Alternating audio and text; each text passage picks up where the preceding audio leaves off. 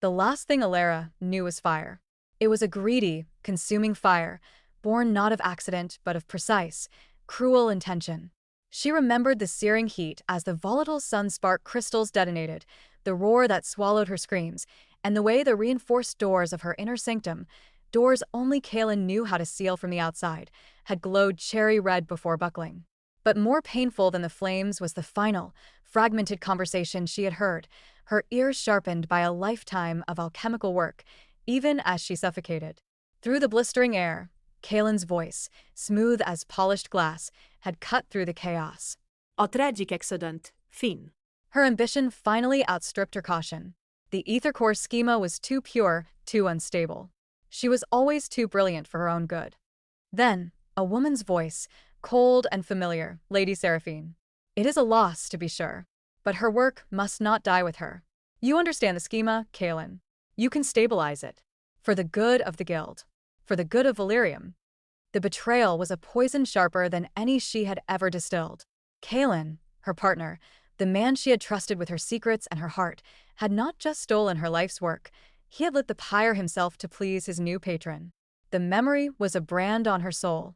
Alara gasped, her lungs convulsing, drawing in not smoke but the cool, slightly metallic air of her old workshop. She sat bolt upright on her cot, her hands flying to her throat, patting down her body.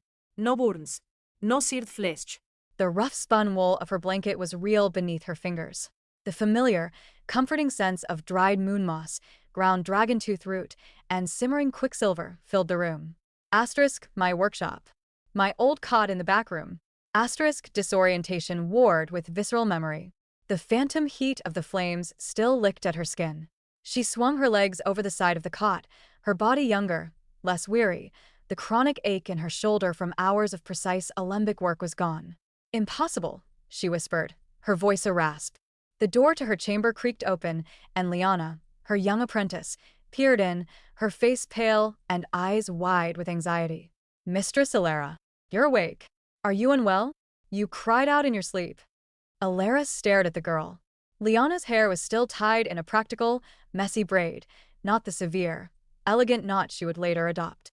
She looked younger, more vibrant. The image of a gaunt, starved Lyanna, shivering in a drafty manor room, flashed in Alara's mind, a memory from a future that had not yet happened. Lyanna? Alara's voice was hoarse. What day is it? It's the day of the silver sun, mistress, Lyanna said, stepping fully into the room, her brow furrowed with concern. The day Master Kaelin said he would return with the guild's proposal. He's been waiting in the main lab for you to wake. He said not to disturb you, that you've been working too hard, she trailed off, wringing her hands. He brought Guild Masterborn with him. They're both here. The day of the silver sun. 3 years before the fire.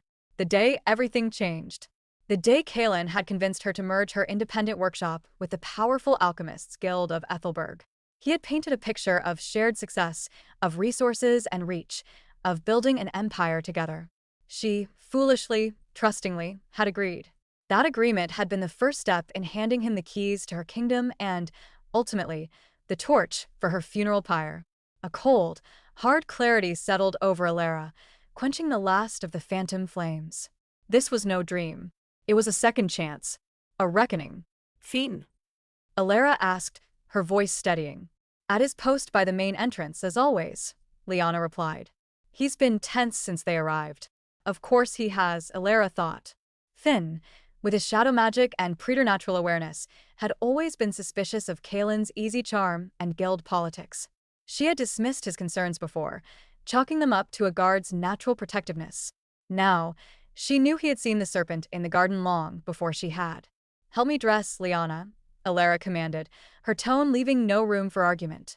The formal indigo robe with the silver sigils. Lyanna's eyes widened further. That robe was reserved for high-level negotiations and appearances before the city magistrates. It was a statement of power and authority, not the comfortable, stained leather apron Alara usually wore in the lab. But the girl asked no questions, simply moved to the worn chest at the foot of the bed and retrieved the garment. As Lyanna helped her into the robe, Alara's mind raced. The pocket dimension. The locket. Her mother's heirloom. Was its power active now? She had only discovered its secret by accident years from this point, during a moment of desperate exile. She needed to find it. But first, she had to deal with the vipers in her lab. She fastened the robe, the fabric cool and heavy on her shoulders. She looked at her reflection in a polished sheet of obsidian she used for scrying experiments. The face that stared back was her own, but the eyes were different. The soft, hopeful light of the young, brilliant alchemist was gone, replaced by the flinty, calculating gaze of a woman who had been betrayed and reborn from the ashes. She swept out of the bedchamber and into the main workshop. The room was a controlled chaos of bubbling crucibles, intricate glass tubing, and shelves laden with jars of exotic components. And there they were, standing by her primary workbench, the heart of her operation. Kalen looked as handsome as she remembered, his smile warm and practiced, his guild tunic immaculate. Beside him, Guild Master Boren was a mountain of a man, his girth swathed in rich velvet, fingers heavy with gold rings, a calculating gleam in his small, piggy eyes. "Alara, my dear," Kalen said, stepping forward, his arms open in a gesture of affectionate concern. "We were beginning to worry. Liana said you were resting. The final adjustments to the ether core schema must have taken more from you than we realized." His gaze flickered over her formal robe, a flicker of confusion in his eyes. "You look formidable." "Kalen."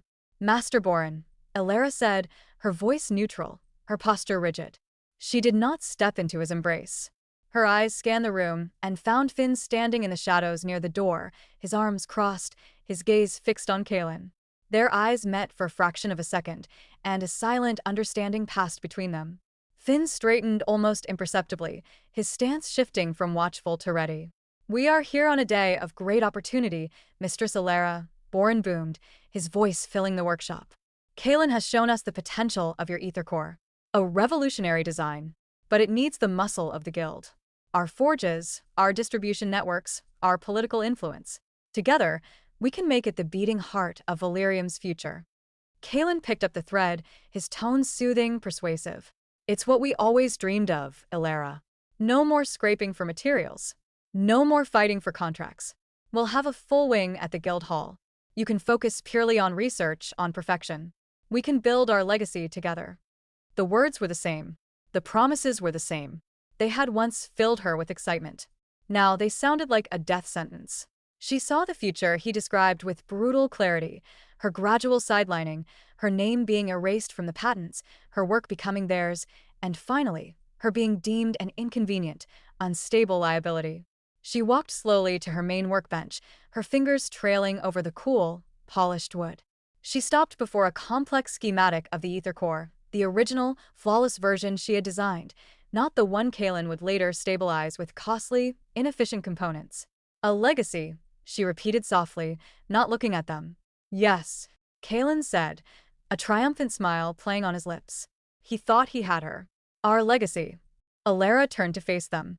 The warmth had drained from her expression, leaving only a polished, alchemical coldness. "I've had a revelation, Kalen," she said, her voice clear and cutting in the hushed workshop. "While I was resting." Kalen's smile faltered. "Oh? What revelation?" She picked up the ether core schematic, holding it between her thumb and forefinger as if it were a mildly interesting specimen. "I've been considering your proposal. The merger. The resources. The shared legacy." She paused, letting the silence stretch. "And I find the terms lacking." Boren's face began to turn a mottled red. "Lacking? Girl, this is the opportunity of a lifetime."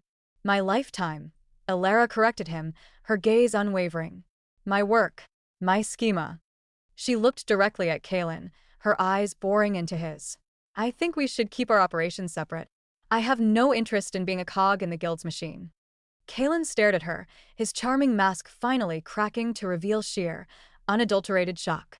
This was not part of the script. This was not the trusting, ambitious Alara he knew. "Alara, be reasonable. You can't possibly succeed on your own. The guild will." "The guild will what?" she interrupted, her voice dropping to a dangerous whisper. "Blacklist me? Steal my ideas? Try to break me?" She took a single step forward, and the authority in her stance made both men take an involuntary step back. "Let them try." She crumpled the schematic in her hand and dropped it onto the workbench. It was a purely symbolic gesture, but its meaning was thunderous. "The meeting is over." Get out of my workshop. The silence that followed was absolute, broken only by the gentle plink of a condensing liquid in a distant glass tube. Kalen's face was a portrait of stunned betrayal. Boren was apoplectic, sputtering with incoherent rage. Finn, from his post by the door, moved to open it, his expression grimly satisfied. As the two men were ushered out into the grimy street of Ethelberg's industrial quarter, Alara stood tall in the center of the room she had built, the indigo robes a banner of her newfound defiance. The first move had been made. The timeline was shattered. The path to the pyre was closed. Now, the path to empire could begin. The slamming of the workshop door echoed like a gunshot in the sudden silence. Alara stood frozen, the adrenaline of her confrontation with Kalen and Boren still coursing through her, leaving her hands trembling. She had done it. She had torn up the script of her former life. The immediate, shocked victory was intoxicating, but it was rapidly being replaced by a cold, pragmatic dread. She had just declared war on the most powerful trade organization in Ethelberg with little more than a robe of office and sheer audacity. Finn was the first to move. He barred the heavy door, sliding two thick iron bolts into place with a final, resonant thud. He turned, his dark eyes scanning her face, not with the obedience of a guard to his employer, but with the sharp assessment of a strategist. That was uncharacteristic, he said, his voice low. And necessary. Boren's face was a shade of purple I've only seen in poisoned wine. Liana let out a breath she seemed to have been holding since the men arrived. Mistress, they looked like you'd thrown acid in their faces. But what do we do now? The guild, they'll... The girl's bravery faltered, her mind clearly racing through the grim possibilities. They will try to crush us. Alara finished for her, her voice regaining its steadiness. She unclenched her fists, forcing a calm she didn't entirely feel. They'll blacklist us with every supplier from here to the Shattered Marches. They'll spread rumors. They might even send thugs to reclaim proprietary guild knowledge they'll claim I stole. She walked to the workbench and smoothed out the crumpled schematic. It was more than a drawing. It was a declaration of independence. But they need this. And they know I have the only true version. Finn nodded. Their greed is their weakness. But it also makes them dangerous. We need to prepare. First, Alara said, her thoughts crystallizing, we need capital. And security they cannot touch. Her hand went instinctively to her throat, where a simple, tarnished brass locket usually lay. It was absent. A spike of panic shot through her. My locket. Liana, have you seen it? The brass when your mother left you? Liana asked, already moving toward a small, locked chest on a shelf of personal effects. You took it off last week when you were working with the corrosive ether fluids. You said you didn't want to risk damaging it. She produced a key from a chain around her neck, unlocked the chest, and handed the locket to Alara. The moment the cool metal touched her palm, a jolt, subtle yet undeniable, passed through her. It was like the faint hum of a tuning fork felt more in the soul than the ears. In her first life, she had worn it for years as a simple keepsake, only discovering its secret in a moment of starvation and despair in the desolate north. Now, with her senses sharpened by rebirth and the latent magic within her awakened by necessity, she could feel its potential whispering to her. Thank you, Liana, Alara said, closing her fingers around it. Now, both of you, listen carefully. Finn, I need you to become my shadow, not just my guard. I need information. Follow Kalen. Learn his routines, his new associates. I want to know if he meets with Lady Seraphine. Listen for rumors in the taverns the guild frequents. But be a ghost. You are seen only if you wish to be. A grim smile touched Finn's lips. It was the kind of mission he understood. Consider it done. Liana, Alara continued, turning to her apprentice. I need you to go to the market. But not our usual suppliers. Go to the Rust Bazaar, the questionable ones down by the wharves. Use the petty cash. I need specific things. She moved to her desk, grabbed a piece of charcoal, and began scribbling a list.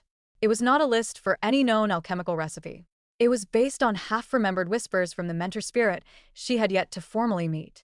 I need 3 ounces of powdered shadowroot, the kind that's almost black. A vial of gilded moth wings, crushed. A live ember newt, if you can find one. And a pound of raw, unrefined star iron ore. Don't let them overcharge you.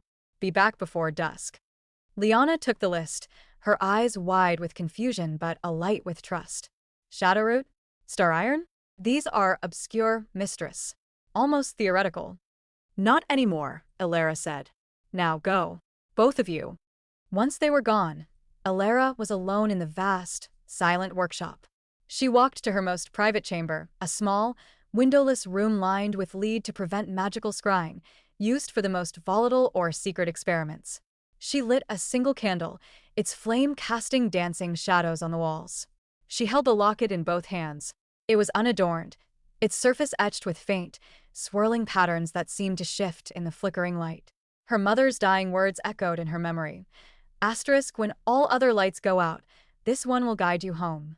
Asterisk, she had thought it a sentimental metaphor. Now, she knew it was an instruction manual.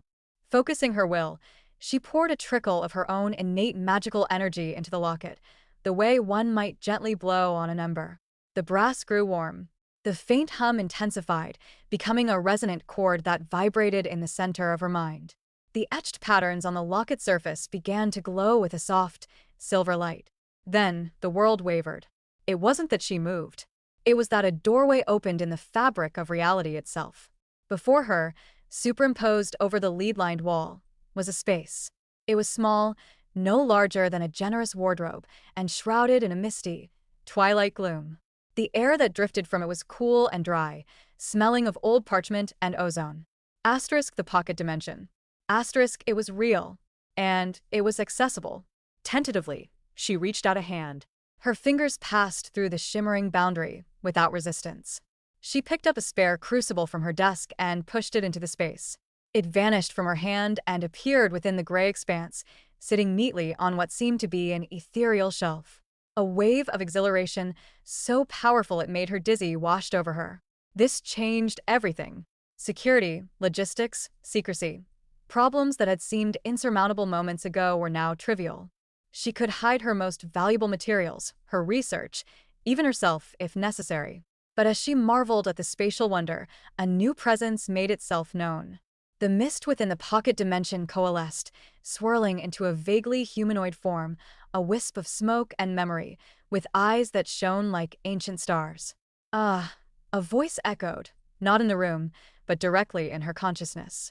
It was dry, raspy, and carried the weight of millennia. Asterisk, the bloodline finally awakens a worthy heir. I was beginning to think I would be trapped in this brass prison for another few centuries, listening to the inane thoughts of lovesick girls. Asterisk, Alara stared, her scientific mind grappling with the impossible. What are you?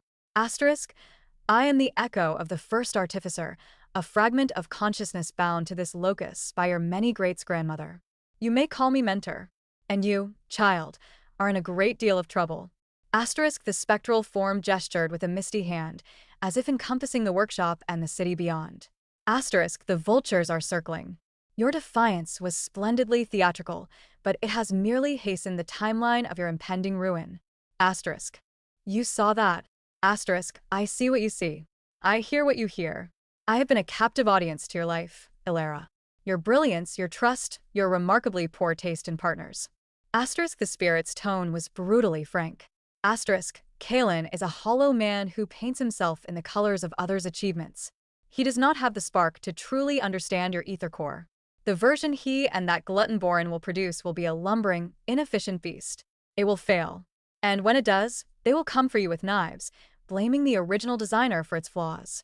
Asterisk, the spirit's words confirmed her darkest suspicions. Then what do? I have the space. I can hide. Hiding is for relics and cowards, the mentor sniffed. Asterisk, you must not hide. You must evolve. The ether core is child's play compared to the knowledge I hold. The ancients understood synergy, the marriage of magic and matter in ways your modern guild has forgotten. The list you gave your girl, it is for the foundation elixir. It will attune your body to higher manipulations, allowing you to craft what they cannot even conceive. Asterisk, the mentor's form shifted, and complex schematics, written in light, flickered in the air of the pocket dimension. Formulas for alchests that could dissolve enchantments, designs for golems powered by captured lightning, theories on teleportation arrays. Asterisk, your enemies rely on brute force and economic pressure. We will defeat them with elegance and knowledge they are too blind to see. But first, you must learn. And we must acquire resources they do not control. Asterisk, the candle on the desk guttered, and the spectral form began to fade. Asterisk, the connection is weak. Your energy is low. We will speak again when you have the components. Remember, child, they seek to build a taller tower. We will teach the very earth to rise beneath our feet. Asterisk with a final whisper. The mentor vanished, and the pocket dimension winked out of existence, though Alara could still feel its potential, a cool, steady pulse against her palm from the locket. She slumped against the wall, her mind reeling. The scale of it was overwhelming. It wasn't just about revenge or survival anymore. It was about rediscovering a lost art. It was about building a legacy that would make the Alchemists Guild look like a child playing with mud pies. Later that evening, Liana returned, her cloak dusty but her eyes triumphant, with a bag full of the obscure components. Finn slipped back into the workshop, his report concise and grim.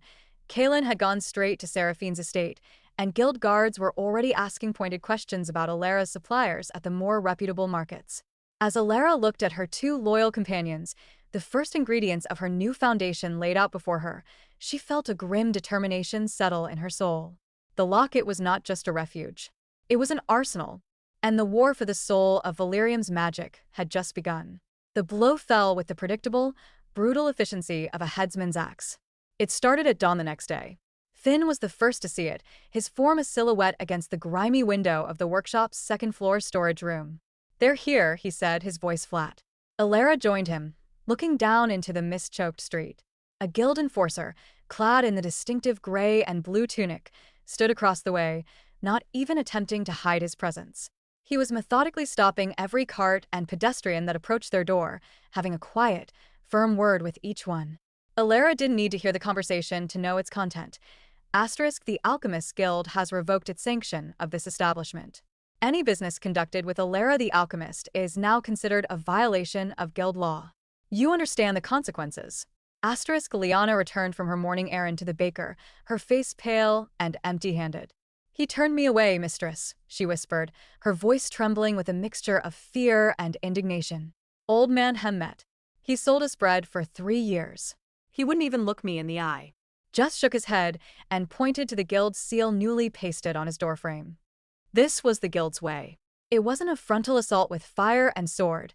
It was a slow, systematic strangulation. They would cut off her food, her supplies, her clients, her very air, until she either capitulated or was driven into destitution. Alara placed a steadying hand on Liana's shoulder. "It's what we expected. They are creatures of habit. It makes them predictable." She turned from the window, her expression not one of despair, but of cold calculation. "We will simply stop breathing the air they control." The next week was a masterclass in psychological warfare. The enforcer outside was a constant presence. Suppliers they had relied on for years sent terse, apologetic notes, or simply didn't return the coded taps Finn used to signal for backdoor delivery. A potential client, a minor noble seeking a custom love potion, was intercepted halfway down the street and escorted firmly away. The workshop, once a hive of industry and comings and goings, fell into an eerie, besieged silence. The only sounds were the ever-present drip and bubble of Alara's ongoing experiments and the low, tense conversations of its 3 inhabitants. Inside, however, a different reality was taking shape. The pocket dimension, which Alara now privately called the Sanctum, became the nerve center of their resistance. Under the mentor's acerbic but brilliant tutelage, Alara began her real education. "Your modern alchemy is a crude hammer," the mentor's voice echoed in her mind as she carefully measured the powdered shadow root. Asterisk, "You see a nail, and you beat it into submission. The old ways are a locksmith set. You find the tumblers and turn them with a whisper." Asterisk, the foundation elixir was their first project. The components Liana had risked much to acquire were laid out in the sanctum. The process was nothing like the rigid, formulaic recipes of the guild. It required intuition, a subtle channeling of her own will into the mixture. "Now, the ember newt," the mentor instructed. Asterisk, "Not its blood, not its skin. Hold it. Feel its life force, the primal fire at its core. You must convince a fragment of that essence to join you. Coax it. Do not command."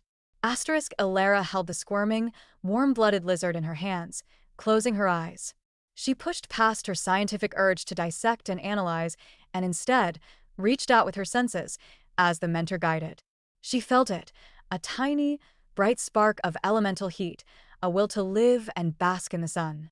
She poured feelings of warmth, safety, and mutual benefit toward it, an unspoken promise.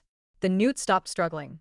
A moment later, a single, radiant tear, glowing like molten gold, welled from its eye and dripped into the waiting crucible below. The newt itself seemed unharmed, merely blinking slowly. The mixture, which had been a murky gray, suddenly swirled with internal light, strands of silver and gold weaving through it like living threads. It was beautiful. Adequate, the mentor said, a note of grudging approval in its tone. Asterisk now drink. And prepare for discomfort. Enlightenment is not a gentle process. Asterisk Alara didn't hesitate.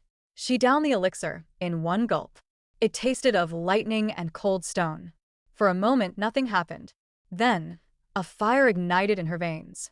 It was not the destructive fire of Kalen's betrayal, but a purifying, terrifyingly intense energy. She gasped, her back arching as her senses exploded. She could see the individual motes of dust dancing in the air, hear the frantic scurrying of a mouse in the walls 3 rooms over, feel the subtle magnetic pull of the raw star iron ore on the table. The world was too bright, too loud, too much. It's too strong, she gasped, clutching the workbench. Asterisk, it is the correct strength. Your perception was simply too weak. Endure. Your mind will expand to contain it. Asterisk, the process was agonizing, a metaphysical growing pain. But as the mentor promised, the overwhelming flood of sensation gradually receded, leaving behind a new, profound clarity. When she opened her eyes, the world was the same, yet fundamentally different. She could see the latent magic in the materials around her, a faint aura around the herbs, a pulsing glow from the crystals. It was like being given a new sense. This new perception was put to the test immediately. Finn returned from one of his clandestine forays, his face grim. He laid a small, crudely forged knife on the table. Found this tucked behind a rain barrel near the back door. It's not Ethelberg make. It's from the Shattered Marches. A calling card. The Shattered Marches. A place of wild magic, monstrous beasts, and no guild law. A place where people disappeared. The guild wouldn't dirty their own hands, Alara murmured, picking up the knife. With her enhanced sight, she could see a faint, malevolent residue clinging to the blade, a tracking charm, low-level but persistent. They've hired outsiders. They're not just trying to starve us out anymore. They're marking us for abduction, or worse. The threat was now immediate and physical. The silent siege outside their door had just turned violent. But Alara was no longer the woman they had started this campaign against. A cold fury settled in her gut. They weren't just threatening her business. They were threatening Liana and Finn. Liana, she said, her voice dangerously calm. The star iron. Bring it to me. Finn, I need a diagram of the streets around us. Every alley, every drainpipe. Under the mentor's guidance, she began her first true act of the old ways. She didn't forge a weapon. She wove a ward. Using the star iron, a metal inherently receptive to magical imprinting, she began etching intricate sigils into the very doorframes and windowsills of the workshop. She didn't just draw them, she poured her intent into them, a command of exclusion, of misdirection, of repulsion aimed at those with hostile intent. You are not building a wall, the mentor intoned. Asterisk, you are teaching the space itself to recognize its enemies and to whisper lies to their senses. Asterisk 4 hours, she worked, her focus absolute. As she finished the final sigil on the main door, she felt a subtle shift, like a key turning in a cosmic lock. The very air in the workshop seemed to grow stiller, safer. The test came that very night.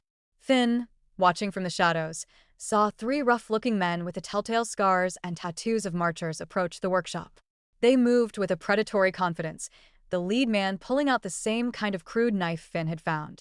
But as they reached for the back door handle, they hesitated. Their heads cocked, confusion clouding their faces. They argued in low, harsh whispers, one pointing insistently at a blank section of wall, another shaking his head and gesturing down an alley that led away from the workshop. The ward was working, feeding their own hostile intentions back to them as confusion and spatial disorientation. After a few minutes of frustrated circling, they slunk away into the darkness, believing the workshop was not where it was. When Finn reported this, a slow, fierce smile spread across Alara's face. It was a small victory, but a profound one.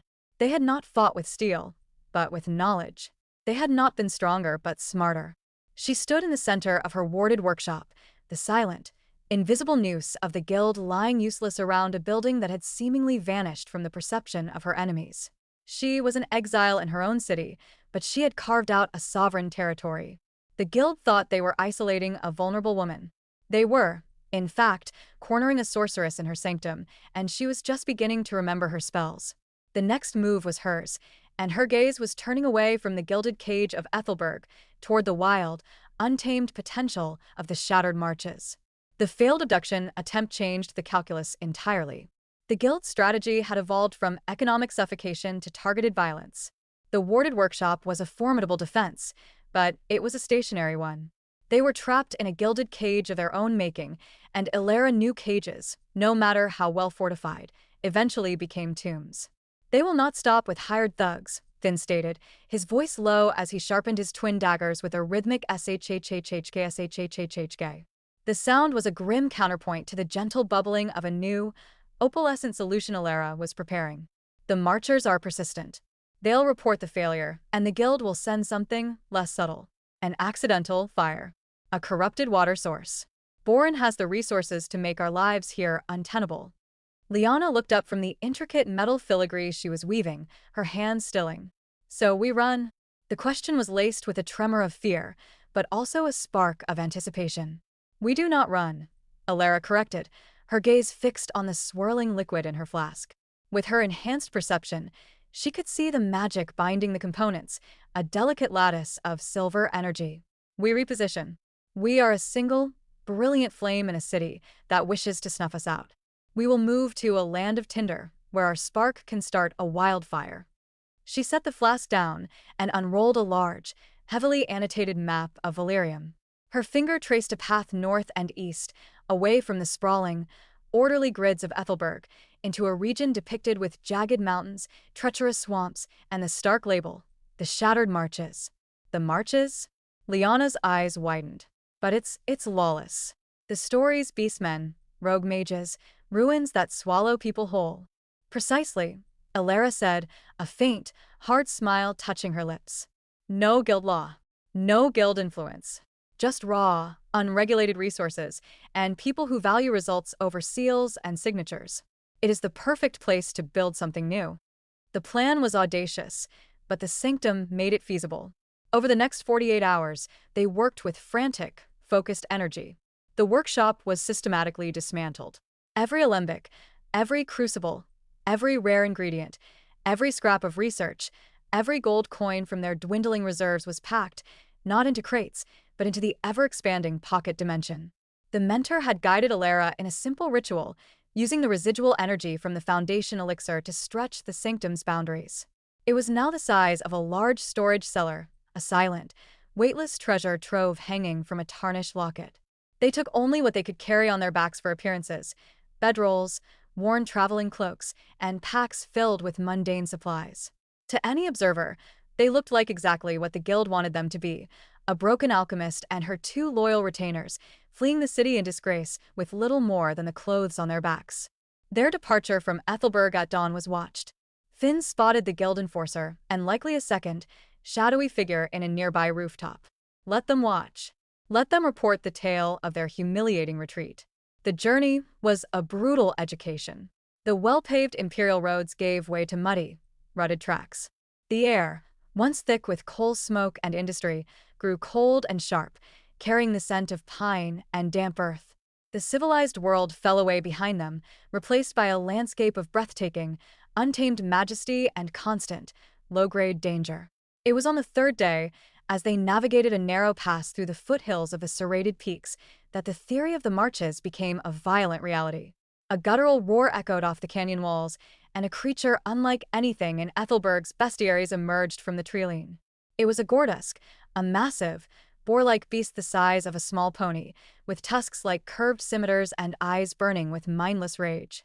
It charged, its hooves churning the soft ground, its trajectory aimed directly at Liana, who was struggling with a loose pack strap. "Liana, down!" Finn shouted, already moving, his daggers flashing in the weak sunlight. But Illyria was faster. The world seemed to slow, her new senses hyper-aware. She saw the beast's magical aura, a brutish, reddish glow centered on its thick skull. She didn't have a weapon. She had her will, and the knowledge of the ancients. The earth. The mentor's voice snapped in her mind. Asterisk, it is not an enemy to be conquered, but an ally to be awakened. The sediment beneath its feet. Feel its cohesion, its desire to be still. Command it to obey. Asterisk, it was not a spell with words. It was a surge of intent, a focused imperative that poured from her, through the locket, and into the ground. She didn't try to move the earth. She asked it to hold. The mud and rock directly in the Gordusk's path did not erupt. Instead, it liquefied for a fraction of a second, transforming into a patch of deep, grasping quicksand. The beast's charge became a catastrophic stumble. Its forward momentum carried it straight into the mire, where its own weight and speed sucked it down. The enraged roar turned into a panicked, bubbling squeal as the thick, gray mud swallowed its legs, then its haunches. Within seconds, only its thrashing head and furious, tusked snout remained above the surface, trapped and helpless. Finn skidded to a halt, daggers still raised, staring in stunned silence. Liana scrambled backward, her face a mask of shock and awe. Alara stood panting, the effort leaving her lightheaded. She had not thrown a fireball or summoned lightning. She had simply persuaded the world to rearrange itself. It was a quiet, profound power far more terrifying in its implications than any flashy display. The silence that followed was broken by the sound of approaching hooves, but these were light and deliberate. A group of riders emerged from the same treeline, mounted on shaggy, sure-footed marcher ponies.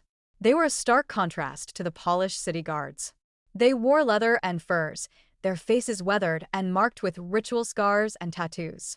At their head was a woman with iron-gray hair braided with feathers and bones, her eyes as sharp and assessing as a hawk's. She looked from the trapped, still struggling Gordusk, to Alara, then to the now solid patch of earth that had been mud moments before. "I am Anya, of the Stonetracker clan," the woman said, her voice rough as gravel. That was a fine piece of earth singing. Clumsy. Loud. But the intent was pure. She dismounted, walking over to the Gordusk. With a single, efficient motion, she drew a stone knife and ended the beast's struggles. "Waste not." She looked back at Alara. "You are not from the marches. Your magic smells of city dust and desperation. Why have you come here?" Alara met her gaze squarely. The fear and exhaustion burned away by the adrenaline of the fight and the need to secure this first, vital alliance. "I am Alara. I have left the dust and politics of Ethelberg behind. I seek a place to build a new workshop, a place called Genesis Forge. I have knowledge your people may find useful, and I believe you have resources my people have forgotten how to see." Anya's eyes narrowed, but with interest, not hostility. She gestured to the dead Gordusk. "The bile's sacks are valuable. The hide can be tanned into armor that turns blades. Your earth singing saved your companion and provided a feast for my clan. This is a good omen." She sheathed her knife. "The land does not welcome outsiders, but it respects power, and it honors a fair trade. You may follow us to our camp. We will talk. But know this, City Shaper. In the shattered marches, you earn your place with every sunrise, or you do not see the sunset." It was not a warm welcome. It was a trial offer, but it was a foothold. As they followed the Stonetracker clan through the increasingly rugged terrain, Alara felt a shift within her. The confinement and paranoia of Ethelberg fell away, replaced by a daunting, expansive freedom. Here, there were no rules but the ones you could enforce, no limits but the ones you imposed on yourself. The Gordusk had not been just a monster, it had been her entrance exam. And as she looked at the stark, beautiful, and deadly landscape that was to become her new home, she knew, with a bone-deep certainty, that she had passed. The exile was over. The foundation was about to be laid. The Stonetracker clan's camp was not a place of comfort, but of stark, resilient purpose. It was nestled within a series of interconnected caves at the base of a granite cliff face, the entrances cleverly camouflaged by hanging nets of lichen and strategically placed boulders. The air within was thick with the smells of wood smoke, curing leather, and the pungent scent of the herbs the clan used for medicine and preservation. It was a far cry from the sterile, ordered environment of an Ethelberg laboratory, but to Alara, it felt more real than anywhere she had ever been. Her first week was a lesson in humility and observation. She, Finn, and Liana were given a small, dry alcove to themselves, but they were clearly on probation. They were watched constantly by the clan's sharp-eyed children and taciturn elders. Alara knew that any misstep, any sign of weakness or deception, could see them cast out, or worse. She started not with grand promises, but with small, tangible solutions. She noticed several clansmen and women suffering from a persistent, racking cough, the stone lung. They called it a common ailment from breathing the fine mineral dust of the quarries. The guild would have sold them an expensive, marginally effective syrup. Alara, with the mentor's guidance, spent an evening in her alcove, using the sanctum to retrieve common local herbs, houndsdom, feverfew, and a particular silvery moss that grew near the caves. She combined them with a precise alchemical catalyst, creating a potent, fast-acting expectorant. She offered it first to an old carver, his hands gnarled but still steady, who had been watching her with particular intensity. He took the small clay cup, sniffed it suspiciously, then downed it. The relief was almost immediate. The constant, wheezing rattle in his chest eased. He took a deep, clear breath for the first time in weeks, and his eyes widened. He didn't thank her with words, but the next morning, a beautifully carved stone bowl filled with fresh river berries appeared at the entrance to her alcove. It was the first thread in her web. Her next project was for the hunters. The clan's arrows were tipped with flint or sharpened bone, effective but often failing to penetrate the thicker hides of the march's more dangerous game. In the privacy of the sanctum, Alara and Liana worked. Liana, with her innate talent for artifice, carefully shaped arrowheads from the scraps of star iron they had brought, while Alara used a low-grade energy channeling technique to etch minute, razor-sharp serrations along the edges, enhancing their cutting power. They presented a quiver of them to Anya. The clan leader tested one, running her thumb along the edge and drawing a bead of blood. She knocked it, drew her bow, and fired at a practice post. The arrow sank deep into the hardened wood with a satisfying thwack, far deeper than any flint-tipped arrow could have. Anya pulled it out, examined the undamaged head, and gave a single, sharp nod of approval. "The next Gortusk we take," she said, "will feed your fire for a month." The second thread was woven. Meanwhile, Finn was spinning his own web. He had earned a measure of trust by joining the hunting parties, his shadow magic making him an unervingly effective scout. He moved through the forests like a wisp of darkness, returning with detailed information on beast movements and, more importantly, the lay of the land and the other factions in the region. He learned of rival clans, of roaming bands of outcasts, and of the crumbling, pre-Valerian ruins that dotted the landscape, places the clans considered cursed, but which the mentor whispered were ripe with forgotten potential. 6 months slipped by, marked not by the turning of calendar pages, but by the success of Genesis Forge. The name, once a defiant whisper, was now spoken with respect throughout the local valleys. Alara's workshop was no grand building, but a larger, deeper cave she had secured at the edge of the camp. Using her growing understanding of earth singing, she had smoothed the walls and carved ventilation shafts, creating a stable, secure environment. The entrance was concealed by a powerful, permanent ward of misdirection, a more sophisticated version of the one she had used in Ethelberg. Her business was not conducted with contracts and seals, but with barter and sworn oaths. A clansman would bring her a sack of rare, glowing fungi from the deep woods, and in return, she would mend his shattered leg with a poultice that knitted the bone in days instead of months. A huntress would provide the intact venom sac of a shadow stalker serpent, and Alara would trade her a salve that rendered her nearly invisible to the serpent's heat-sensing pits. She was becoming indispensable, her power woven into the very fabric of the clan's survival and prosperity. One evening, Finn returned from a longer scouting mission, his expression grim. He waited until they were in the privacy of the workshop cave, the warded entrance sealed behind them. "News from the south," he said, his voice low. "A merchant caravan from Ethelberg, trading for furs. They brought tales of the city." Alara looked up from the pulsating, crystalline growth she was studying, a light eater, plant the clans used for illumination, which she believed could be refined into a permanent light source. "Go on." "The guild's ether core was unveiled with great fanfare," Finn reported. "It powers a new district of the city.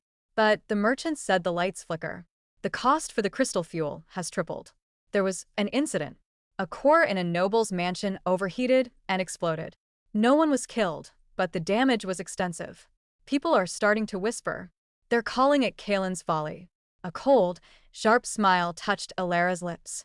It was the confirmation she had expected. Her original design was elegant and self-sustaining, but Kalen, lacking the true spark of understanding, had tried to solve its subtleties with brute force, adding redundant stabilizers and overpowered conduits that demanded exponentially more fuel. He had built a gluttonous, unstable beast. And Kalen, she asked. Under pressure, Finn said. Lady Seraphine's family is reportedly displeased. Their investment is bleeding coin. Boren is publicly backing him, but the merchant said there are rumors of dissent within the guild council. He paused. There's more. The merchant also spoke of a mysterious benefactor in the Shattered Marches, an alchemist of the crags whose remedies and artifacts are becoming legend. Boren's agents have heard the stories. They know you're not just surviving, you're thriving. Alara's smile faded, replaced by a look of intense focus. The web was now connected. Her success in the marches and Kalen's failure in the capital were two ends of the same rope, and it was tightening around the guild's neck. They will come for us here, Liana said softly, not looking up from the delicate metal wires she was weaving into a communication amulet. They will try, Alara agreed. But they no longer hold all the advantages. We are not hiding in a city they control. We are embedded in a land that defends its own. They will have to fight the marches to get to us. As if summoned by her words, Anya entered the cave, ducking under the low entrance. She glanced at the three of them, her keen eyes missing nothing. The winds carry trouble, she stated without preamble. Strangers have been asking questions in the lowland settlements. Men with city accents and hard eyes, buying drinks and showing gold, asking about a woman alchemist. They are a day's ride away. She looked directly at Alara. Your past has found you, City Shaper. The clan remembers the Gortusk. We remember the healed lungs and the strong arrows. The stone trackers honor their debts. What is your will? Alara met Anya's gaze, the final thread of her web snapping into place. She was no longer a fugitive. She was a chieftain of her own making, with allies, resources, and a territory to defend. My will, Alara said, her voice calm and certain, is to show them that the alchemist of the crags is not a prize to be captured. She is a storm to be weathered. And they have just sailed into my heart. The news of the guild's agents hung in the air of the cave workshop, a palpable tension that even the gentle glow of the Light Eater crystals couldn't dispel. Anya's declaration was not a question of if there would be a fight, but a confirmation that it was already on their doorstep. Alara's mind, however, did not descend into panic. It clicked into a state of hyper-efficient clarity, like a complex alchemical formula finally resolving. The variables were known. Hostile forces, unfamiliar terrain for them, home ground for her. The objective was clear: defend Genesis Forge and demonstrate such overwhelming defensive capability that the guild would think twice before sending anyone else. Anya, Alara said, her voice cutting through the silence. Can your scouts lead these city men on a specific path? There's a narrow canyon, half a day's ride from here, the one with the singing winds. The one your people avoid. A slow, grim smile spread across Anya's weathered face. She understood. The Singing Canyon was a natural acoustical marvel, where the wind whistling through peculiar rock formations created disorienting, maddening echoes. It was also a geological death trap, prone to rockfalls. The stone trackers can make the land itself lie to them. They will walk the path we choose. Good, Alara nodded. She turned to Liana. The flash powder and the tremor stones we've been testing. Are they stable? Liana's eyes lit up with a fierce, technical pride. Stable and ready, mistress.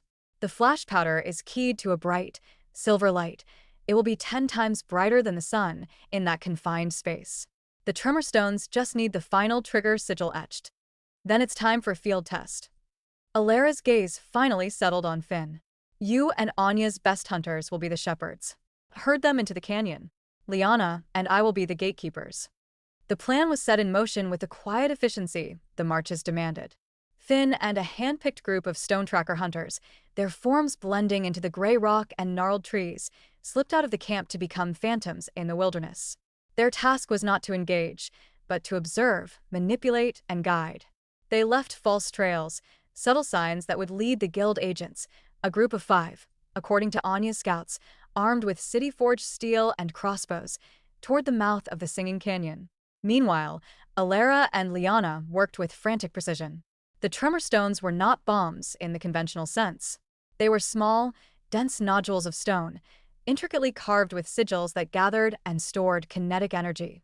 Using the star iron etching tools, Liana finished the final trigger sequences, delicate lines that, when completed by a specific magical frequency, would release the stored energy in a violent, localized shockwave. As dusk began to bleed into night, Elara and Liana took up a position on a high ledge overlooking the entrance to the canyon, concealed by a cleverly constructed blind of rocks and brush.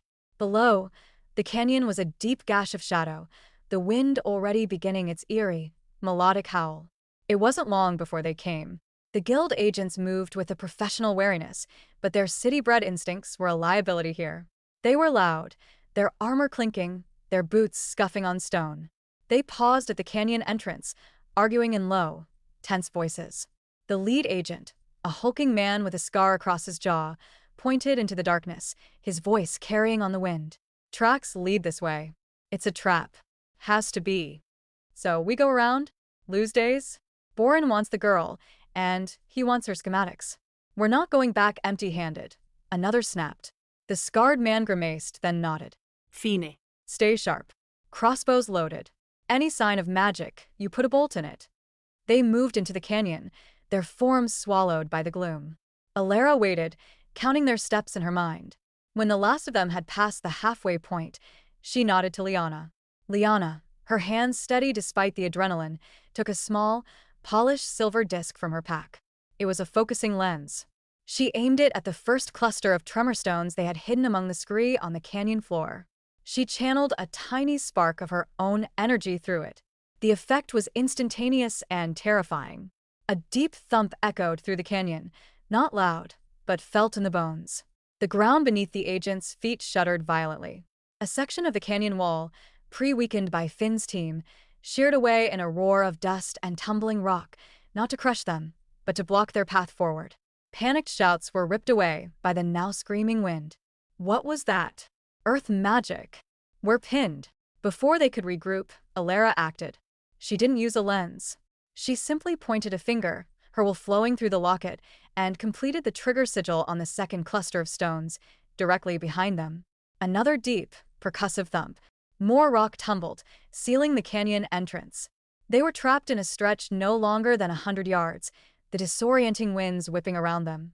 Now, Liana, Elara said, her voice cold. Liana focused the lens on a third, smaller deposit of their alchemical creations.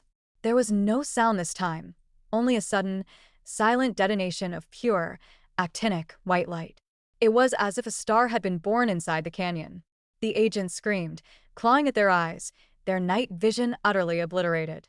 From the ledges above, Finn and the stone trackers didn't fire a single arrow. They didn't need to. They began to shout, their voices distorted and multiplied by the canyon's acoustics, coming from a dozen different directions at once. The rock's live. The light devours. The earth rejects you. It was a symphony of psychological warfare. Blinded, trapped, disoriented, and hearing the very landscape scream at them, the agents' discipline shattered. They fired their crossbows wildly into the darkness, the bolts clattering harmlessly against stone. They stumbled, fell, and shouted at phantoms. After what felt like an eternity but was only a few minutes, Elara signaled a halt. The light faded, leaving only the moonlight and the maddening wind. The agents were huddled together, weapons discarded, broken by an enemy they had never even seen. Finn and his hunters descended, moving like wolves among sheep. They disarmed the terrified men with efficient, contemptuous ease. The scarred leader, his face pale and his eyes wide with a superstitious terror, looked up as Elara and Liana descended from their perch. He stared at Elara, seeing not a fragile alchemist, but a figure who commanded the very earth and light. You're her, he stammered. I am, Elara said, her voice calm. She walked up to him, looking down with an expression devoid of malice, but filled with an absolute, unassailable authority. You'll take a message back to Guild Master Boren. And to Kaelin. She leaned closer, her words meant for him alone, but carrying in the silent attention of the canyon. Tell them that the alchemist of the crags is not hiding. She is building. Tell them that their ether core is a dying beast, and its death throes are costing them everything. And tell them that if they send anyone else to the shattered marches, I will not be so merciful. The next visitors will be sent back in boxes. She straightened up and nodded to Finn. Take their weapons, their gold, and one water skin for every 2 men. Then point them toward the lowlands and let the marches have their way with them. As the broken, stumbling agents were herded out of the canyon, Anya approached Alara, a new, profound respect in her eyes. You did not spill a drop of blood, yet you have won a greater victory than any battlefield slaughter. You have broken their spirits. The guild understands only power, Alara replied, watching the figures disappear into the night. I simply spoke in a language they comprehend. Back in her workshop, the victory felt hollow, replaced by a simmering fury. The guild's reach was long, and their persistence was a buzzing fly she could no longer ignore. She needed a more permanent solution. A solution that didn't just defend her position, but annihilated theirs. She opened the sanctum, the familiar twilight gloom a comfort. The mentor's form coalesced from the mist. A satisfactory demonstration of applied theory, the spirit intoned. Asterisk, but you play a defensive game against an enemy who owns the board. It is time to change the game. Asterisk, I know, Alara whispered, her fingers tracing the cool, inert surface of her original ether core schematic. I need to stop reacting to them. I need to make them react to me. A slow, dangerous idea began to form in her mind, pieced together from Finn's reports of the guild's failing core and the growing discontent in the capital. It was a gamble, a move of sheer audacity. But the alchemist of the crags was no longer in the business of playing it safe. She needed to send a message, not with words, but with an artifact. A gift, offered to the one person in Valerium whose power could shatter the guild with a single decree. She needed to appeal to the crown. The victory in the Singing Canyon was a potent tonic for the Stonetracker clan, solidifying their allegiance to Alara. For Alara, however, the taste of triumph was fleeting, replaced by the metallic tang of a long-term siege. She had bloodied the guild's nose, but a cornered animal was often at its most dangerous. Boren and Kalen would not take this humiliation lightly. The next attack would not be a handful of agents, it would be a calculated, overwhelming force, perhaps even leveraging their political influence to brand her an outlaw, turning the other Marcher clans against her. She spent the next days in a state of intense, quiet contemplation, the mentor a constant, whispering presence in her mind. You have built a fine fortress here, the spirit mused, its form coiling like smoke around the floating schematics in the sanctum. Asterisk, but a fortress, by its nature, is a defensive construct. The guild holds the field. They control the narrative in Ethelberg. To break them, you must not simply defend your hill, you must capture their capital. Asterisk, I cannot march an army to Ethelberg, Alara replied, her fingers tracing the elegant, efficient lines of her original ether core design. I have the strength of a single clan, not a kingdom. You think like a general, not an alchemist, the mentor chided. Asterisk, the most powerful sieges are not won with battering rams, but with a single, perfectly poisoned arrow shot over the walls. You need an ally inside. An ally whose power eclipses the guild's. Asterisk, the answer, when it came, was obvious. It was also terrifyingly audacious. The crown. Specifically, Crown Prince Theron. Finn's intelligence, gleaned from merchants and travelers, painted a picture of a pragmatic, forward-thinking heir apparent. He was known to be frustrated with the guild's stranglehold on Valerium's technological advancement and their exorbitant pricing. The failure of Kalen's ether core would be a black mark on his reign before it even began. He needs a solution they cannot provide, Alara murmured, her eyes alight with a new, dangerous fire. And I need a patron they cannot touch. The plan was born not in a war room, but at her alchemical bench. She would not send a letter pleading for help. She would send a demonstration. A gift. An artifact so revolutionary, so undeniably superior to anything the guild could produce, that the prince would have no choice but to see her value. The project was her most ambitious yet. It was not a weapon. It was a key. Or more precisely, a lens. Drawing on the ancient schematics the mentor provided, she and Liana began work on the sunstone lens. The core was a flawless, fist-sized crystal of lepidolite they had traded for with a mountain clan, a stone naturally receptive to light and energy. For days, Liana, with her preternatural skill for artifice, carved the crystal into a complex polygonal sphere, each facet etched with infinitesimal sigils that bent and focused, not just light, but magical energy itself. Alara's role was the infusion. Using a modified, highly refined version of the foundation elixir, she spent hours in a trance-like state, channeling pure, ambient sunlight into the crystal. The sanctum grew bright as noon as the lepidolite sphere drank in the energy, glowing from within with a soft, steady, golden light. It is a battery, the mentor explained, but also a filter and an amplifier. It can take any unstable magical or alchemical energy source, like the guild's flawed ether core, and refine it, stabilize it, making it safe and efficient. It is the answer to the prince's most immediate problem. When it was complete, the sunstone lens was a thing of breathtaking beauty. It pulsed with a warm, internal luminescence, and when held, it imparted a sense of profound calm and stability. It was a masterpiece of the old ways, a silent testament to everything the guild had forgotten. Now for the delivery. A royal gift required a royal messenger. It required a message that could not be intercepted or misconstrued. She composed the letter herself, the words chosen with the precision of a surgical scalpel. She did not beg. She did not even explicitly ask for protection. She offered a business proposition. To His Royal Highness, Crown Prince Theron of Valyrium, it has come to my attention that the city of Ethelberg suffers from an ailment of instability and inefficiency. The current offered solution, the guild's ether core, is a palliative at best, a dangerous liability at worst. I propose a cure. Enclosed, you will find the sunstone lens. It is a stabilizer of my own design, rooted in principles of alchemy that predate the guild's narrow doctrines. When placed in proximity to a failing ether core, it will harmonize its output, reduce its fuel consumption by 70%, and eliminate the risk of catastrophic overload. Consider it a demonstration of my capabilities. I am Alara, formerly of Ethelberg, now the founder of Genesis Forge in the Shattered Marches. I have left the guild's politics behind to pursue true innovation. I believe my work could be of significant value to the crown, offering stable power, advanced healing, and materials science unshackled from guild monopoly and incompetence. I await your judgment. Yours in service. Ilera of Genesis Forge, it was a colossal risk. The prince could simply take the lens, use it to fix the guild's mess, and discard her. Or he could see her as a threat and send the royal army to crush her nascent operation. But Ilera was betting on his pragmatism. A ruler did not stay in power by relying on a single, failing institution. He needed alternatives. He needed leverage. The only person who could deliver this was Finn. One evening, she summoned him to the workshop, the sealed chest containing the lens and the letter between them. This cannot fall into guild hands, she said, her voice low and serious. It must go directly to the prince's personal guard, into his hands alone.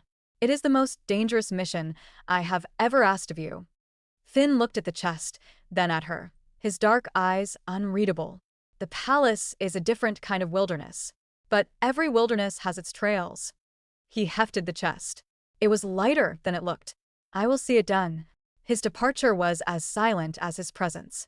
One moment he was there. The next, he had vanished into the pre-dawn mist, a shadow carrying the fate of their future. The wait that followed was agonizing. Days turned into a week, then two. Liana threw herself into her work, creating ever more intricate artifacts, her nervous energy fueling a frenzy of productivity. Ilera maintained a facade of calm for the clan, continuing to trade and heal, but every rustle of the wind, every call of a strange bird, made her heart leap into her throat. Then, one evening, as the sun dipped below the serrated peaks, he was simply there, leaning against the entrance to her cave workshop, dust-covered and weary, but with a grim smile on his face. "It is done," Finn said, his voice rough with travel. "The lens and the letter are in the prince's possession." I waited to see his reaction. He did not speak, but his eyes there was interest and calculation. Ilera let out a breath she didn't realize she'd been holding. The arrow had been shot. Now, they could only wait to see if it found its mark. They did not have to wait long. A mere 3 days later, a single rider, clad in the unadorned but impeccably tailored leathers of a royal courier, cantered into the Stone Tracker camp. He did not dismount, his eyes scanning the rugged inhabitants with a neutral curiosity before they settled on Ilera, who had emerged from her workshop. "Ilera of Genesis Forge," he called out, his voice clear and carrying. "I am." He produced a sealed scroll from his saddlebag. The wax seal was plain, but the quality of the parchment was exquisite. A message from the capital. He handed her the scroll, nodded once, and turned his horse, riding out as swiftly as he had come. The entire exchange took less than a minute. Back inside the workshop, with Lyanna and Finn watching, Alara broke the seal and unrolled the scroll. The message was as concise and pragmatic as her own had been. Alara of Genesis Forge, your demonstration has been noted. The lens performs as stated. Your claims regarding the guild are illuminating. The crown is always in need of loyal and innovative subjects. You are invited to Ethelberg to discuss a potential royal charter for Genesis Forge. A royal escort will arrive within the fortnight to ensure your safe passage. Do not disappoint. Theron Alara lowered the scroll, her hands trembling slightly. It was not a pardon. It was not a declaration of allegiance. It was a trial, an audition before the most powerful man in the kingdom. She looked at Lyanna's hopeful, anxious face, and at Finn's steady, resolute one. They were no longer fleeing exiles or besieged innovators. They were walking into the lion's den, armed not with swords, but with a truth the guild had tried to bury. The return to Ethelberg would be their most dangerous journey yet. The royal escort arrived not as a mere guard detail, but as a statement. A full dozen knights in polished silver steel plate, their tabards bearing the stark, unadorned crest of the crown prince, a deliberate contrast to the heraldic busyness of the noble houses. Their captain, a severe woman with a blade-straight posture, offered Alara a crisp, impersonal salute. Mistress Alara, I am Captain Valeria. By order of His Royal Highness, we are to escort you to the capital. Your passage is guaranteed under royal protection. The message was clear to everyone in the Stonetracker camp. This was no longer a fugitive. This was a person of interest to the crown. Anya watched the exchange, her expression unreadable, but she gave Alara a single, firm nod. The message was clear. You have our strength if you need it. The journey back to Ethelberg was a surreal inversion of their flight. The same muddy tracks, the same looming mountains, but now traveled with an armed honor guard that cleared the way. Peasants and merchants alike scrambled to the side of the road, bowing their heads not to her, but to the prince's sigil. They were no longer invisible, they were a spectacle. Alara had used the time to prepare. With Lyanna's help, she had crafted a gown that was both a garment and a declaration. It was deep twilight blue, woven with threads of actual starlight silk traded from a nomadic clan, so that it shimmered with a subtle, internal luminescence. Embedded in the bodice and cuffs were not jewels, but subtly carved star iron filigrees, humming with protective and clarity-enhancing wards. She wore her mother's locket openly now, the tarnished brass a stark, intentional statement of heritage against the finery. She was not trying to look like a noble. She was presenting herself as something new, a master artisan, a force of nature contained in silk and steel. Finn, too, had transformed. He wore the dark, practical leathers of a marcher scout, but they were new and impeccably crafted. He carried himself not as a servant, but as a head of security, his eyes constantly scanning, assessing threats the royal guards missed. Lyanna, acting as her lady's maid and chief artificer, carried a case containing smaller, demonstration-ready creations. Their arrival at the Ethelberg gates caused a stir that rippled through the city ahead of them. The news spread, the alchemist of the crags is here. Under the prince's banner. The royal gala was the heart of the social season, a glittering, deafening affair in the palace's hall of 1,000 lamps. As Alara, flanked by Finn and Lyanna, descended the grand staircase, a pocket of silence spread around them. The nobles of Ethelberg were masters of subtle insult and veiled contempt, but what they saw in Alara disarmed them. She did not have the simpering deference of a merchant, nor the haughty pride of a high-born lady. She carried the quiet, unshakable confidence of someone who had faced the abyss and built a fortress on its edge. She felt their stares, heard the whispers hissing through the crowd like serpents. Is that her? She looks wild. They say she consorts with beastmen. Look at her guard, he's like a shadow. And then, she saw them. Across the sea of silks and jewels, standing near the prince's empty dais, were Kaelin and Lady Seraphine. Kaelin looked strained. His smile was too tight, the skin around his eyes pinched. He was dressed in the latest fashion, but it seemed a costume on him now. Seraphine, in contrast, was a statue of cold perfection, her gown a cascade of icy white samite, her blonde hair coiled in an impossibly intricate style. Her beauty was a weapon, and it was currently aimed at Alara. There was no avoiding it. The current of the crowd, or perhaps fate itself, pushed them together. The buzz of conversation died down around them as the two most talked about people in the room stood face to face. Kalen was the first to speak, his voice a low, pained whisper meant only for her. Alara. You look well. The marches seem to have agreed with you. There was a bewildered hurt in his eyes, as if he were the one who had been wronged. They value results over pretense, Kalen. It is a refreshing environment, Alara replied, her tone conversational, as if discussing the weather. His jaw tightened. This theatrics, this alchemist of the Crag's persona, it's beneath you. We could have built this together. The guild offered you everything. It offered to make me a footnote in your story, she corrected, her voice still calm, but now with an edge that could flay skin. I declined. It was then that Seraphine decided to enter the fray. She slid her arm through Kalen's, a possessive, consolidating gesture. Her smile was a shard of ice. Mistress Alara, the stories that reach us from the frontier are so colorful. One hears tales of earth-shaking and strange lights. It must be so difficult to maintain proper technique so far from civilized centers of learning. The insult was masterfully delivered, questioning both her methods and her sanity. Alara met her gaze, and for a fleeting second, she let the full, untamed weight of her will show in her eyes, the will that had commanded stone and light. Seraphine's flawless composure flickered. Civilization, my lady, is often just a collective agreement to ignore simpler, more effective truths, Alara said. My techniques are not difficult. They are merely forgotten by those who have traded power for prestige. Kalen flinched as if struck. He looked from Alara's serene, powerful face to Seraphine's frozen mask, and finally to the watching, judgmental eyes of the court. The gulf between the man he had become and the man she remembered was now a chasm visible to all. This is pointless, he muttered, his face flushing with humiliation and anger. You have become bitter and reckless, Alara. I see that now. It was the final, pathetic grasp at the moral high ground. Alara felt nothing but a vast, clean emptiness where her love for him had once been. No, Kalen, she said, her voice dropping so that only their small circle could hear. The music, the laughter, the clinking of glasses, all seemed to fade away. I have simply stopped pretending that your ambition is a substitute for character. You built your tower on my foundation, and now you are terrified to feel a crack. Enjoy the view while it lasts. She didn't wait for a reply. She turned, her starlight silk gown swirling like a captured piece of the night sky, and walked away, Finn and Liana falling into step beside her. She left Kalen standing there, exposed and diminished, and Seraphine clinging to his arm, her icy beauty suddenly looking brittle and cheap. The confrontation was over. She had not raised her voice. She had not spilled a drop of wine. But in the court of public opinion, where perception was everything, she had just run him through.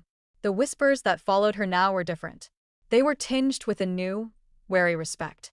She had not come to beg for a place at their table. She had come to show them that she had built her own. And as her eyes lifted to the raised dais where Crown Prince Theron had just arrived, his own gaze thoughtful and intent upon her, she knew the true battle was only just beginning. The morning of the royal demonstration dawned clear and cold. A temporary pavilion had been erected in the palace's central courtyard, its silken walls doing little to mute the tense anticipation humming in the air.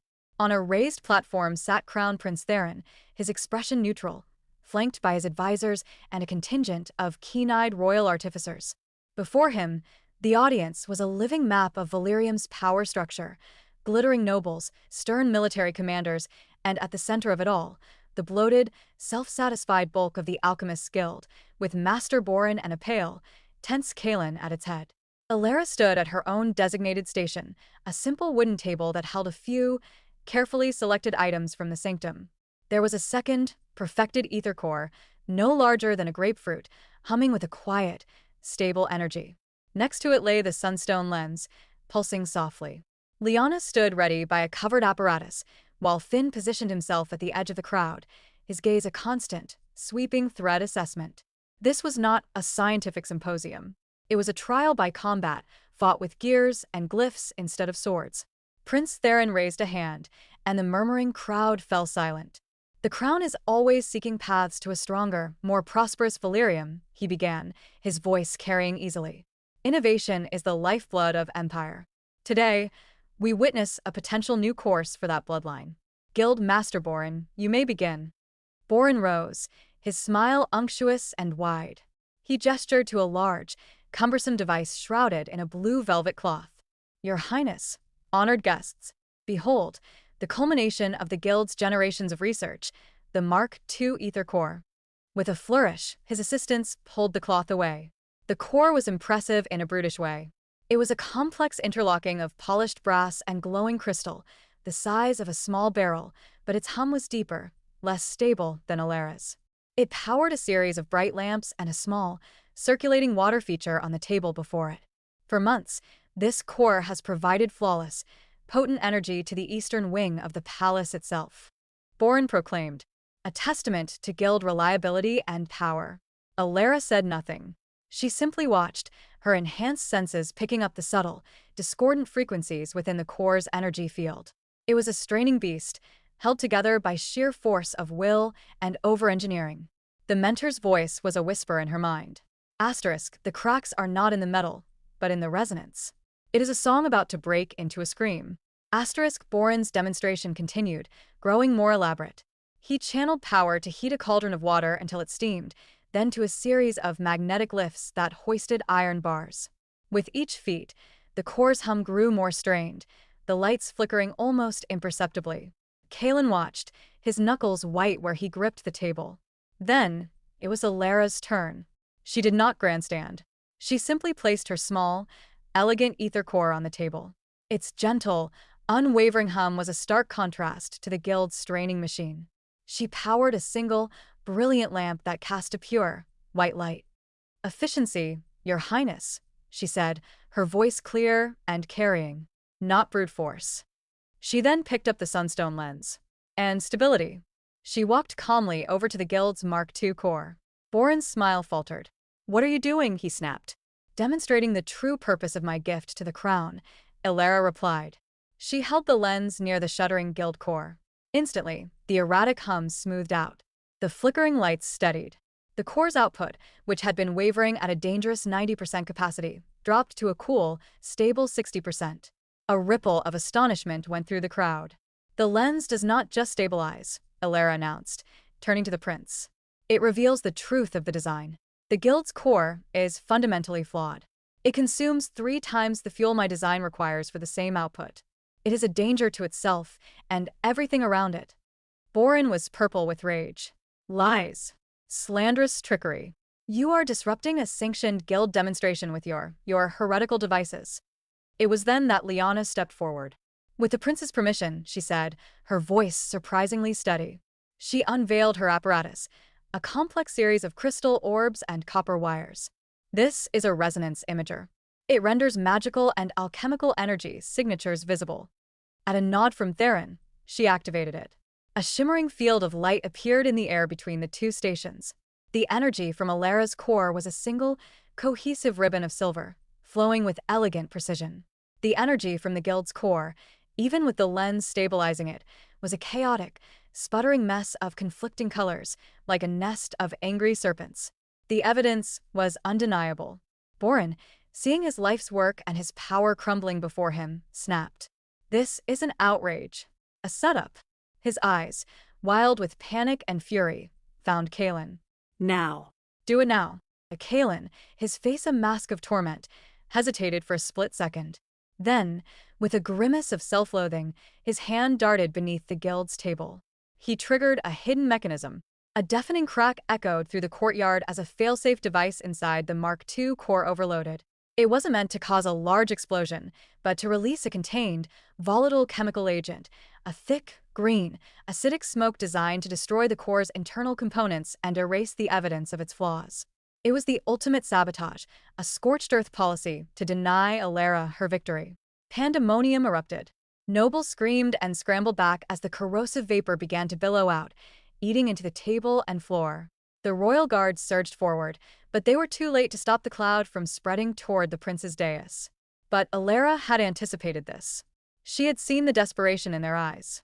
The moment Kalen moved, she was already in motion. She didn't run. She raised the sunstone lens high. Pouring all her will into it, she commanded it not to stabilize, but to consume. The lens flared, its golden light turning into a blinding, white vortex. The billowing green smoke twisted in midair, pulled like iron filings to a magnet, and was sucked into the glowing sphere. The lens drank the chaos, the corruption, the volatile energy, and within 3 heartbeats, the air was clear. Only the scorched table and the acrid smell remained as proof of the attack. Silence. Absolute, stunned silence. Then, all eyes turned to Borin and Kalen. The guild master was on his knees, defeated. Kalen stood frozen, his hand still under the table, the architect of his own utter ruin. Captain Valeria and her guards seized them both in an instant. Prince Theron rose to his feet. His face was like granite.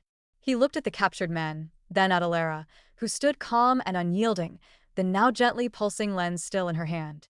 Guild Master Borin. Kalen. The prince's voice was quiet, but it carried the weight of an executioner's axe.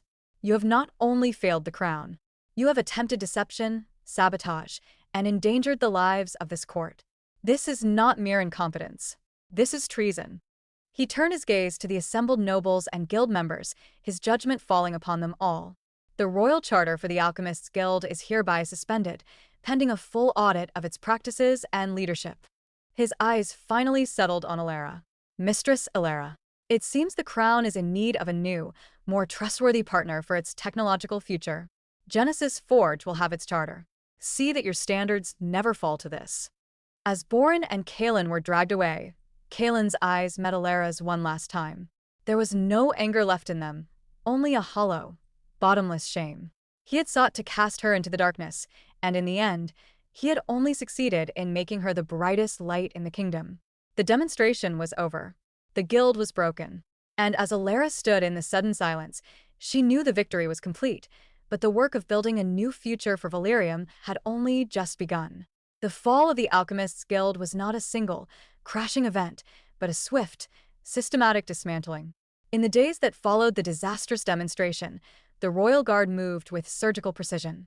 Guild Master Borin's offices were seized, his ledgers confiscated, revealing a web of embezzlement, price-fixing, and blackmail that reached into the highest echelons of Ethelberg's nobility.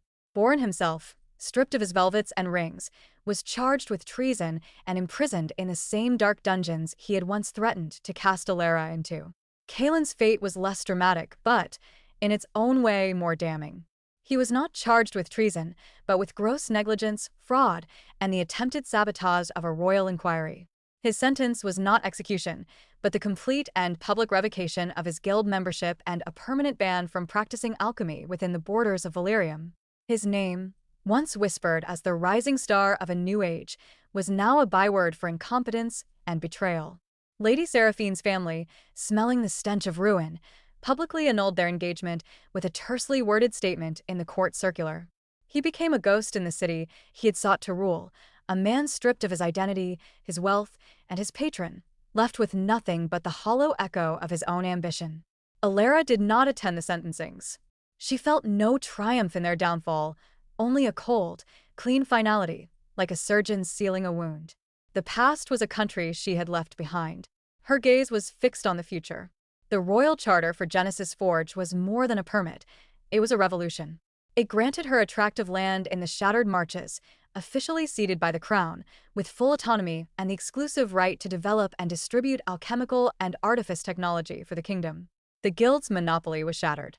Overnight, Alara went from a fugitive to a sovereign power in her own right, a duchess of industry in all but name. She did not move her operations to Ethelberg. The capital was a place of ghosts and gilded cages. Instead, she used the crown's resources to expand Genesis Forge in the Marches, transforming the Stonetracker camp into a bustling, fortified settlement.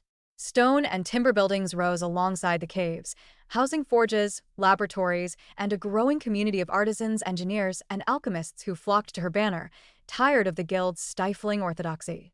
Anya and her clansmen became the core of her security and logistics, their loyalty cemented not by decree, but by shared struggle and respect. One evening, months after their return from the capital, Finn found Alara standing at the edge of the settlement, looking out over the serrated peaks, painted in the fiery hues of sunset.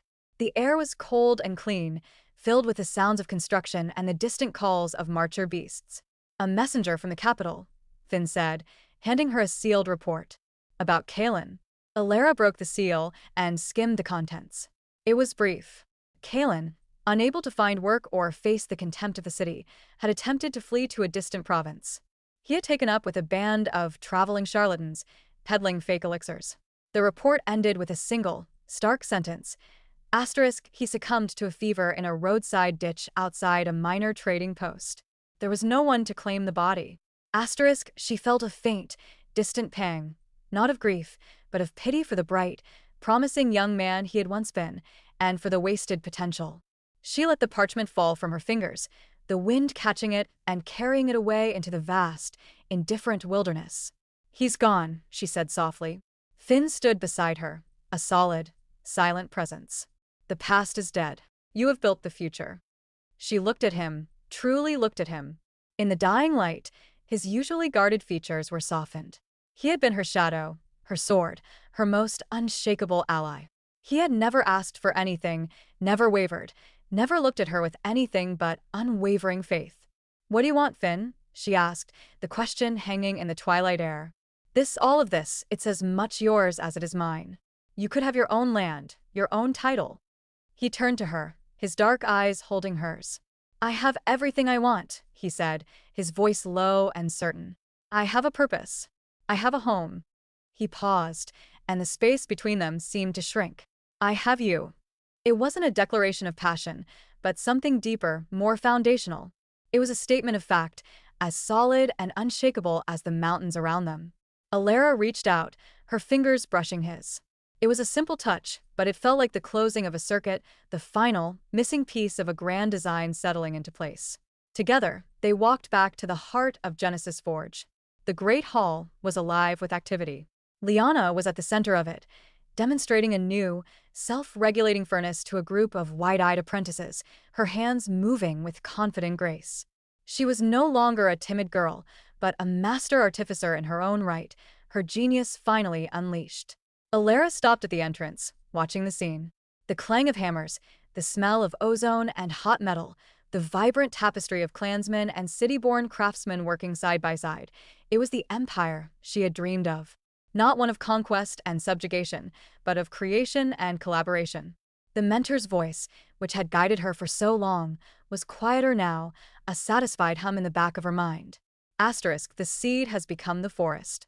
The student has become the master. My purpose is fulfilled. Asterisk, the presence began to fade, not with a goodbye, but with a sense of peaceful departure, its ancient knowledge now safely passed on. Alara felt its departure not as a loss, but as a liberation. She was whole, her own master, standing on the foundation of the past but building a future that was entirely her own. Finn's hand found hers again, his grip firm and sure. Liana looked up from her work and smiled, a brilliant, unburdened expression of pure joy. Alara stood between them, her anchor and her spark, and looked out at the world she had forged from betrayal and fire. The peach blossoms of Ethelberg held no allure for her. Her legacy was not in a gilded palace, but here, in the raw, untamed heart of the marches, in the hum of machinery and the quiet, steadfast loyalty of the people she called her own. The world was vast and beautiful, and her story was just beginning.